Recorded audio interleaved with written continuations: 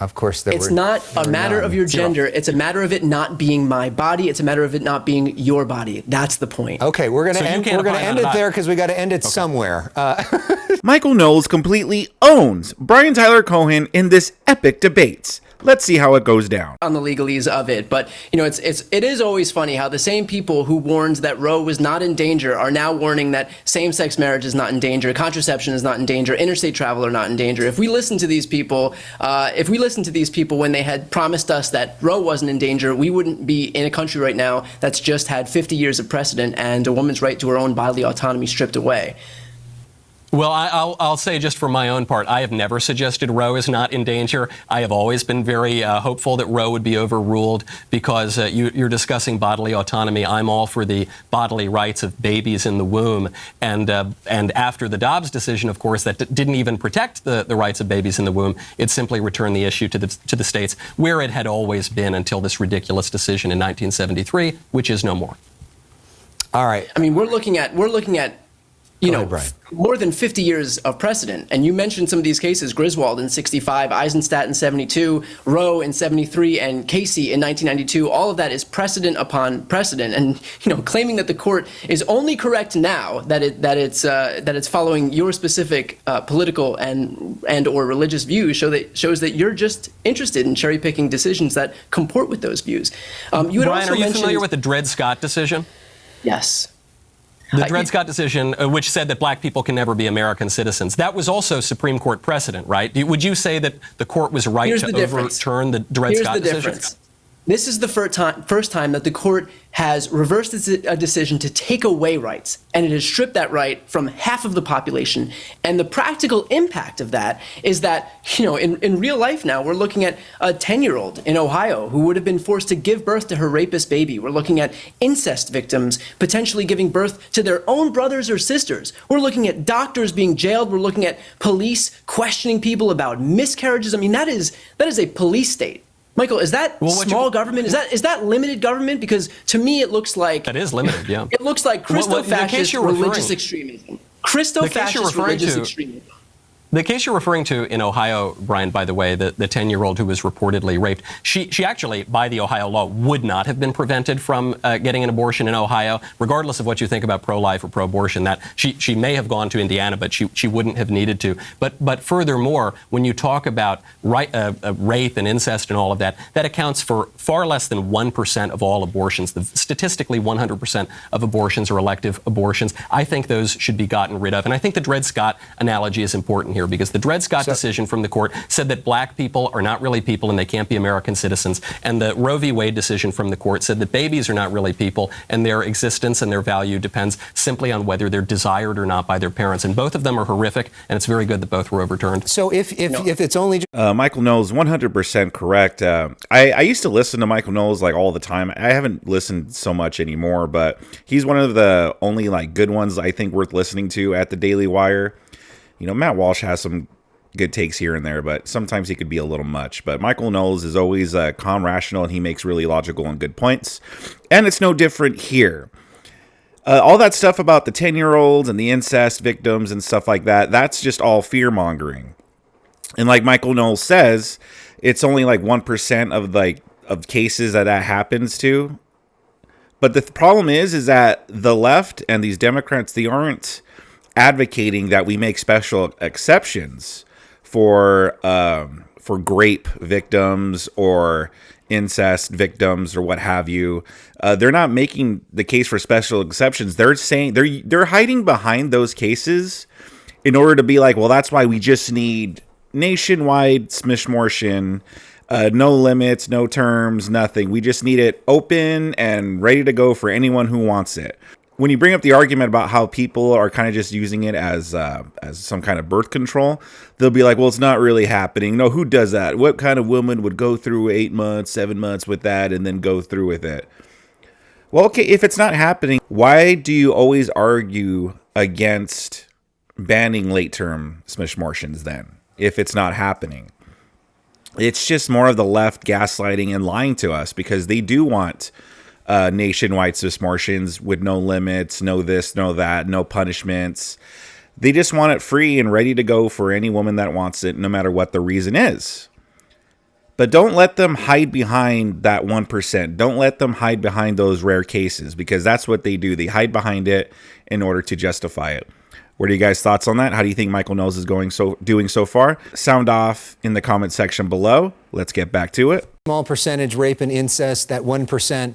Do you agree with an exemption for rape and incest then?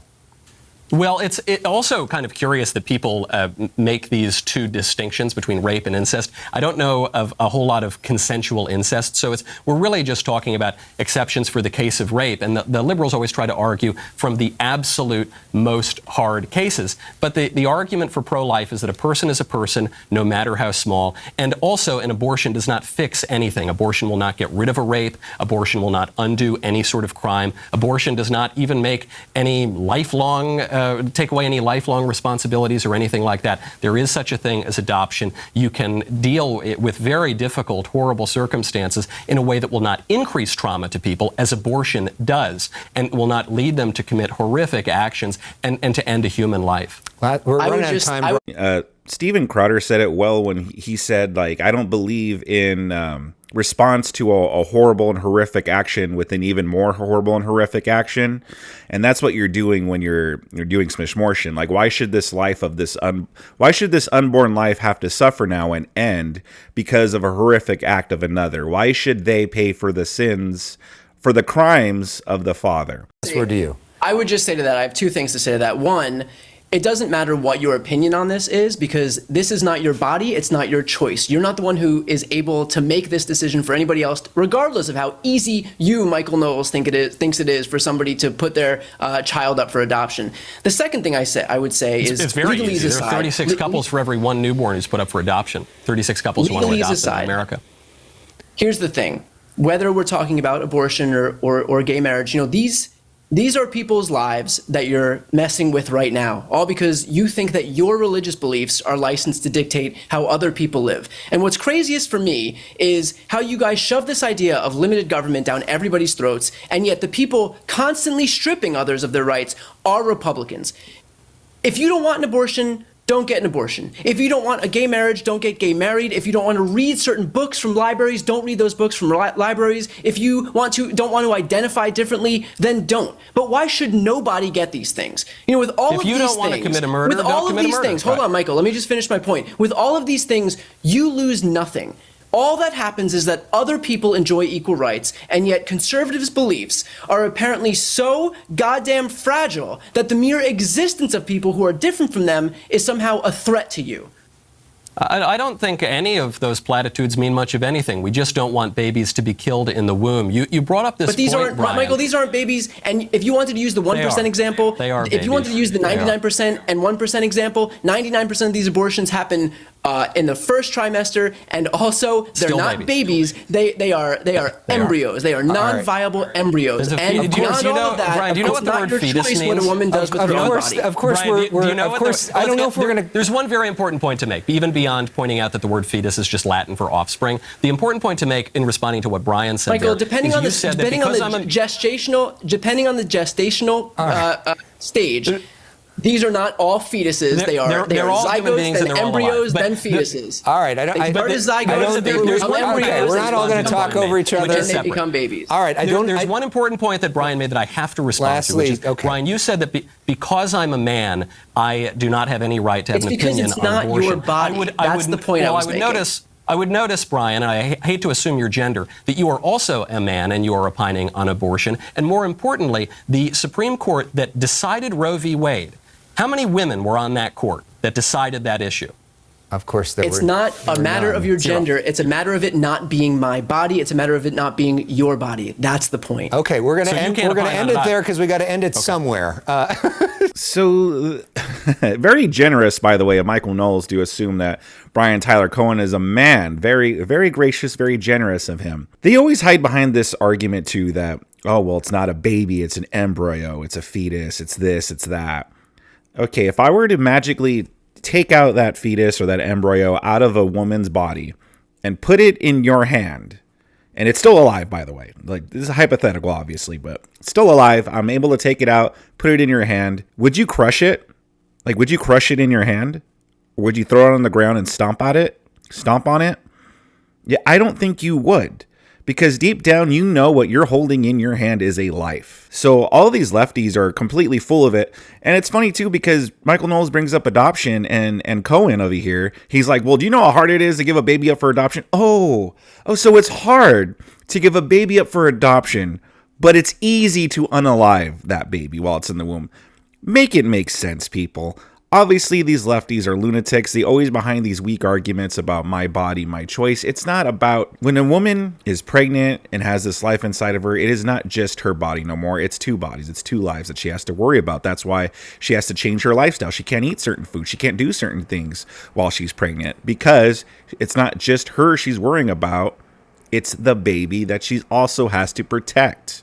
It's her job as a mother to protect that life inside of her. So get out of here with these weak arguments.